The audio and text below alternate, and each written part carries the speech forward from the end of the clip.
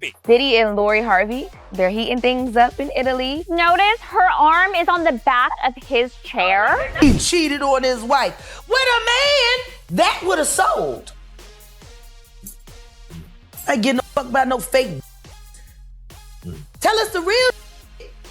You supposed to be Tasha K. You supposed to have all the wine. And the wine and the wine. Tell him he's a f***ing bitch. So I'm gonna need to smoke. I gotta take my meds. yeah, hello, wait. I gotta ask you, Jag, real quick. 33% THC. That's my medicine. We're gonna take a little break. Oh, but hello, wait, real quick. I have to ask because you mentioned sex workers. Yeah. And that word is getting thrown around a lot lately. And we see that 50 Cent is going at Diddy because his baby mother, I believe Daphne, is listed in a lawsuit as a sex worker for Diddy. She a hooker, a Diddy bop. Oh, man. She was a Diddy bop first. He just didn't know that. Oh. Dude. It seems Lori Harvey might be on the brink of toppling Steve Harvey's business. She's been on a relentless mission to reveal secrets about her stepfather, linking him to none other than the notorious party official. Diddy, let me tell you folks, there are some murky accusations surfacing.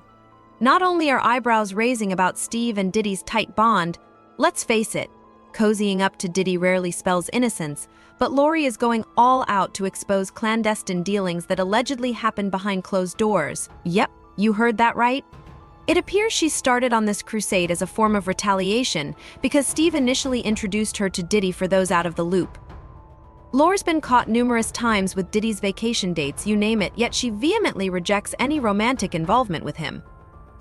It really makes you wonder what went down that drove her to such lengths to erase him from her life. I don't think that her and Justin were even that serious. They were just out in the club a couple times. I think it's more interesting that Steve Harvey's there. His son on this trip? They were there. They're not in these pictures, but I think they left. He is dating his son's ex-girlfriend when his son was there as well. But if his son's moved on, why not? Puff has an unbelievably close relationship with all of his sons. It's widely accepted that Diddy and Steve have seasoned careers in the industry, but whispers among fans suggest there might be more to their relationship than meets the eye.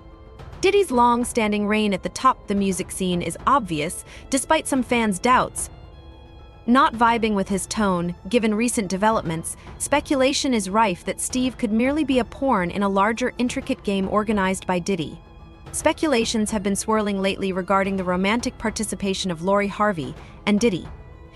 This rumored pair has definitely caught attention, sparking curiosity about why someone like Harvey would choose to date a man with a controversial past, not to mention the significant age gap between them. Diddy is closer in age to Steve than to Lori herself. TMZ recently revealed that the mystery woman Diddy was linked to is indeed Lori Harvey, and strangely, they seem to be quite content together despite rumors linking her to Diddy. Lori strongly refuted any such claims during a recent interview with NNW. She voiced amusement at the hearsay surrounding her connections with people she'd never even met, finding the situation rather comical. She recounted instances where tabloids insisted she was romantically involved with someone she had never met. This begs the question, why does she prefer to keep her connection with Diddy under wraps? Got that. Now, so many things get written about you in the press, but I've always wanted to know, what is like the biggest misconception about who Lori Harvey is? It's so funny because I'm so quiet. Yeah. There's been so many stories that have been made up about me. Like I've seen stories about me being like fully in love with somebody and we have like this whole relationship, and I'll see the guy and I'm like, I've actually never even met him before. No. Like full-blown stories I've heard. I've dated a father and son before. Not true? Absolutely not true. Lori's behavior has raised eyebrows, especially given her frequent appearances alongside Diddy in various iLocals like New York, Mexico, Italy, and Atlanta. The most notable incident that solidified rumors was their August rendezvous on Italy's Amalfi Coast, where they indulged in a very public show of love. Even Steve and Lori's mom joined them on this trip.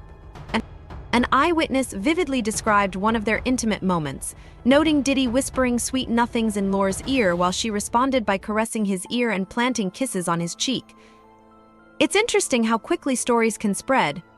Just recently, there was talk about Lori possibly getting engaged during her getaway, but she was quick to shut down the rumors, stating firmly, "I'm not engaged." Stop believing everything you read on a blog, but then Diddy's son Christian gave a bit of insight during an event in Los Angeles while attending Tiffany Co.'s men's collection launch on October 11th. He hinted at something brewing between Diddy and Lori, saying that they were keeping things private. Though he didn't directly confirm their relationship, his words certainly suggested there was more to the story. And I've even heard that I'm a lesbian at one point. So, you know, there's been a lot of different things. A lot of stories, a lot of misconceptions. Does it entertain you? Oh, I think they're hilarious. I love the stories. They're very entertaining. I will give them that. Yeah. Very entertaining, but I just let it roll off my shoulder. However, the spark quickly dimmed inside Urs, suggesting that the claimed romance was merely a fleeting affair. Diddy seemed hesitant to commit, sparking rumors that Lori was merely a smokescreen. Speculation spread that Lori might be providing cover for Diddy, especially given long-standing rumors about his sexuality. Some even speculated that Harvey Lore's father might be aiding Diddy in this attempt by allowing his daughter to be romantically linked with him, while Lori did indeed date Shaw. It's worth adding that her parents, Steve and her mother, may have had a hand in it. Furthermore, claims about Diddy's orientation have circulated for some time with whistleblower Jaguar Wright. Among those who have spoken out a while ago, Jaguar revealed a defining moment that solidified Puff's perspective. She recounted how she accompanied a friend closely associated with Diddy only to witness directly. Diddy is now that he wouldn't be willing to split Quincy in half. 'Cause he would. Well, yeah, he said some years ago, like during a TV show, that he would like harm his own mother to get what he wanted, or something along those lines. So, well, I don't blame him for wanting to harm that. She's his victimizer and his pimp. She is first pimp. Let's not forget, Keith D, suspected in Tupac Shakur's demise, and Gene, once Diddy's bodyguard, both witnessed some bizarre occurrences at Puffy Mansion, and if you doubt them, consider 50 Cent's words. He openly admitted Diddy's parties weren't his scene. That's why I don't attend those Puffy parties. You might get hugged from the front and back at the same time. What's up with that? If that's your thing, cool, but it ain't for me. It's just uncomfortable, I feel like. I should be in the ladies' room when that stuff goes down. While we're on the subject, let's not overlook Diddy's memorable party speech featuring Kevin Hart and Usher. He freely reminisced about waking up in the same bed with Usher and playfully tussling over Frosted Flakes. Considering the corroborating testimonies from 50 Cent and numerous others, it's fair to say Diddy isn't exactly the most conventional character on the block, yet one might ponder why Steve Harvey would permit his daughter to associate with someone like Diddy given his murky love history. Interestingly, it appears Steve might be aligned with Diddy on certain wavelengths. It doesn't explain why Steve would allow someone like Diddy to even come close to his stepdaughter. Is there a closed bond going on behind the scenes that we are unaware of? And let's not forget the whole legal fiasco that transpired after Cassie decided to sue Diddy. For those who missed it, in an interview, activist Essie Berry revealed Steve's darkest secrets and what goes on in the most secure room of his house. To make matters worse, Cassie, who was in a relationship with Diddy for 10 years, admitted that he would push himself on her anytime he felt like it. Cassie filed a complaint in federal court, claiming that Diddy used to physically hurt her. Hip-hop mogul Sean Diddy Combs has been accused of beating and sexually assaulting his ex-girlfriend and singer, Cassie. She filed a lawsuit against Diddy in New York. Just before parting ways, amidst the swirling storm of accusations, lawyer Ben Brafman fiercely refuted the claims against his client with sharp words. He branded Cassie as a former flame driven by greed, suggesting that her motives were purely financial, attempting to extort Diddy for monetary gain. Casting shadows on Cassie's character, Brafman tried to tarnish her image, but she and her legal team stood tall, responding with a resolute and inspiring message that resonated deeply with the public. Douglas Wigdor, Cassie's legal representative, conveyed that Diddy attempted to silence Cassie with a substantial offer, aiming to thwart the filing of the lawsuit. But despite his efforts, she firmly refused, choosing instead to give voice to the countless women who endure suffering in silence. Cassie's courageous stand deserves commendation. Cassie and Diddy's initial encounter goes back to her emergence into the music scene at the age of 19, when she was signed to Diddy's record label. Speculations regarding their relationship ensued shortly thereafter. Diddy allegedly began dating Cassie in 2007 following her association with his fashion label Shan on John, although the pair did not publicly confirm their relationship initially. Diddy parted ways with his longtime partner Kim Porter that same year before starting on a romance with Cassie. What you gonna say about that, bruh? You understand? You know, he didn't want it to come back to him in a way. You know, he hiring the people. He gonna put it all on her. Cause she knew what he liked. Cause she wasn't just hiring it for her. Don't get that effed up, Art. If you think that she was just hiring those male prostitutes for herself, nah.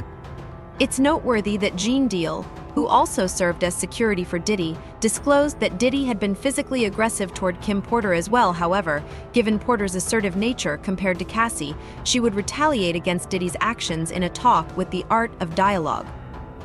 Gene disclosed Cassie's name. He said that although I wasn't familiar with her, I did know someone who resembled her, Kim Porter. Although I didn't know Cassie, I did know someone who was experiencing what she was experiencing as another past partner of Diddy. Gina Hun has come forward with disturbing claims. She claims that Diddy subjected her to moments of terror, reportedly exploiting her at his whim. Surprisingly, this also meant hiring male workers for his own gratification. Reflecting on Cassie's ordeal, it's possible that she too experienced trauma. Cassie, breaking her long silence, voiced through her legal representation a desire for justice before the expiration of the Adult Survivors Act. After enduring years of suffering alone, she has summoned the courage to share her story, fighting not only for herself but for all women trapped in violent relationships as the deadline for the expiration of New York's Adult Survivors Act approaches. Drew near, she saw it as an opportunity to finally confront the trauma that had haunted her for years. Just a day after filing her lawsuit, both Diddy and the singer made a surprising announcement: they had reached a resolution to their mutual satisfaction, while the details of the agreement remain undisclosed. They expressed their decision to settle the matter amicably. I'm choosing to resolve this matter in a way that gives me some sense of control, she stated, although Diddy's lawyer implied that Diddy wanted to end the matter amicably. It is common knowledge that an out-of-court settlement implies an admission of guilt. Despite this, Diddy's client was happy to reach a mutual settlement, but his happiness was short-lived as Diddy was accused of mistreatment in a Manhattan Supreme Court case only a few days after his lawsuit with Cassie was settled. According to court documents, a woman named Joey Dickerson Neal accused Diddy of administering substances to her and then taking advantage of her while she was a college student at Syracuse University. Neal's lawyers claimed that she was the victim of surreptitious filming after the music mogul allegedly recorded the incident and shared the footage with his friends in the music industry. Diddy is on his third strike. Diddy has been sued for rape by a third woman who claimed he also choked her over fears that his then-girlfriend would find out. This lawsuit not only follows Cassie's lawsuit, which he did settle after a day, but also the lawsuit from Joy Dickerson Neal, who claimed that Diddy drugged her and then SA'd her while filming. Jonathan Golders, Neal's lawyer, explained that the victim had already heard rumors of Diddy's purported mistreatment of women by the time she encountered him, causing her to be cautious. Despite her reservations, she reluctantly agreed to a date. She later disclosed that her drink had been spiked, and when she went to the restroom, she found herself unable to stand or walk unassisted. The legal papers claimed that numerous of the victim's peers had seen the tape. Much to everyone's surprise, once again, Diddy refuted the accusation, stating that Dickerson's 32-year-old account was fabricated and lacked credibility. He insisted he had never mistreated her, and she falsely accused non-existent companies, alleging a mere money-seeking ploy. On that very day, another woman accused Diddy of mistreatment as per a lawsuit filed in the New York County Supreme Court. In the lawsuit obtained by sources, Jane Doe claimed that Diddy and singer-songwriter Aaron Hall had exploited her and a friend alternately in New York City over 3 decades ago. On December 6, 2023, there was a lawsuit filed against Sean Combs, better known as Diddy and/or P. Diddy.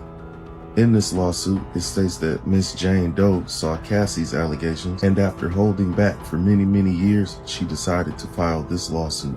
Apparently, when Miss Doe was 17 years old, Diddy's longtime friend Harvey Pierre and another unnamed individual convinced Miss Jane Doe to hop on a private jet from Detroit to New Jersey and then go to Diddy's in-home studio.